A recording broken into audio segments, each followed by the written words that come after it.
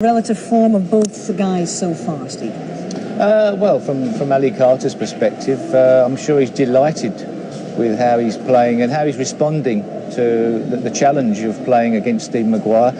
You expect that he'll be in bulldog mode from now on in, Stephen, but the hole's got a little bit bigger for him, and really from Ali Carter's perspective, even though you can't really think of it like that, I'm sure his friends and family are thinking, just share the sessions and he's coast over the line. Yeah. If you could ever do that. We've seen, of course, the response that Stephen Maguire came up with to that four-frame deficit initially with that 1-4-2, but how significant at this stage in the match is a four-frame lead? It's very significant. As Steve said, the hole has got bigger and it's a must-win session now. His next session, at least 5-3, if he can close the gap to 2 going into the final session. But he must win it, I think, 4-all or anything worse than that, and then he could be out of another semi-final here. So it's not desperation just yet, but he's playing well when he gets in. There's no doubt about that. But he's losing a lot of close frames, and he's lost a couple of frames where he's needed snookers and lost them on the black, and they can prove crucial over the 4 sessions.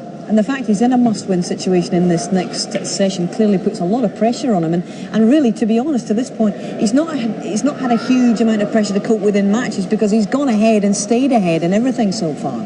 Yes, and he's had the match against Stephen Hendry, which was probably, on reflection for him, quite a weird match. Yeah. A lot of interest around it, and all of a sudden he's probably trying to replay it in his own mind. But of course, as we've said on many occasions, the semi-final is the halfway point in session-wise for this tournament. It does mentally take it out of you, whilst of course these days you cannot possibly ease your way into the event because the standard of the players in the first round is so good. You'd like to think that you could ease your way into the events, and because you could burn yourself out. If it is the case that Steve Maguire's played his best snooker in this and he peters out, you then make a case for yourself. It's tough on the players. They are mentally drained by the end of it. It's sometimes why they don't perform at the semi-final stage. And the irony is, of course, Stephen's had a session to spare, obviously, his match against Stephen Hendry. So in theory, he should be the fresher of the two. Yeah, he should be, but as I said, a very important session for him coming up tonight.